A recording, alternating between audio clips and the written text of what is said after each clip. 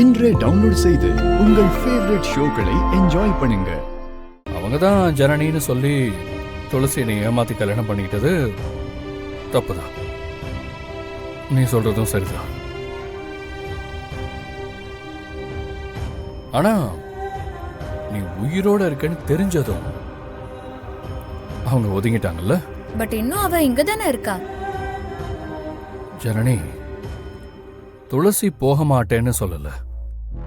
அவங்கள போக விடாம தடுத்தது யாரு? சட்டப்படி டிவோர்ஸ் வாங்கிட்டு தான் போகணும்னு நீ தானே தடுத்த.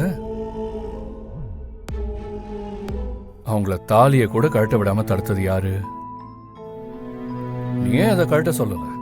அப்போ அது எனக்கு சரின்னு தோணுச்சு. சரியா சொன்னா? சோ சோ சோனா துளசி இடத்துல வேற யாராவது இருந்திருந்தா நான் தான் ஜனனின்னு சொல்லி நீங்க தான் சொன்னீங்க, நீங்க தான் தாலியும் கட்டினீங்க, நான் போக முடியாதுன்னு சொன்னா நீ என்ன பண்ணுவேன்னு கேளுங்க. இப்ப துளசி இடத்துல வேற யாராவது இருந்து நான் தான் ஜனனின்னு நான் சொல்லவே இல்லை. நீங்க தான் என்ன ஜனனின்னு சொன்னீங்க. நீங்க தான் தாலியும் கட்டினீங்க. நான் போக முடியாது, சிவா கூட தான் இருப்பேன்னு சொன்னா நீ என்ன பண்ணுவ ஜனனி? அப்படி சொல்வாளா துளசி? சொன்னா இல்ல துளசி அப்படிப்பட்ட ஆள் இல்ல. சோ துளசி உன் லைஃபை ஷேர் பண்ண விரும்ப மாட்டாங்கன்னு நீயும் நினைக்கிறல்ல? ஆமா.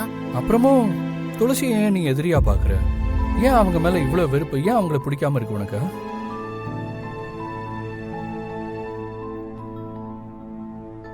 ஏய் சொல்லு. சிவா, எனக்கு தெரியல. தேவையில்லாம நீ துளசிய பார்த்து பயப்படாதன்னு அவங்க கிட்ட சொல்லுங்க. நீ தேவையில்லாம துளசியை பார்த்து பயப்படுற. ஆமா, மேபி இருக்கலாம். தேவையில்ல, சிவா ஒன்னும் அவ்வளவு மோசமானவர் இல்லைன்னு சொல்லுங்க. ஏய் தேவையே இல்லை. உன் சிவா அவ்வளவு மோசமானவன் இல்லை. அது தெரியும். Thanks. I love you. Sorry sorry sorry, நீங்க அவங்க கிட்ட சொல்லணும்னு சொன்னேன். Janani, I love you.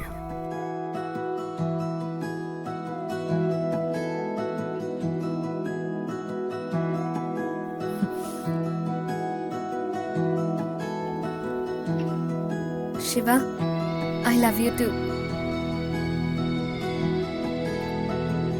உனக்குள்ள இருக்கிற தப்பான எண்ணங்களை டிஸ்கனெக்ட் பண்ணிடு. ஓகே சிவா.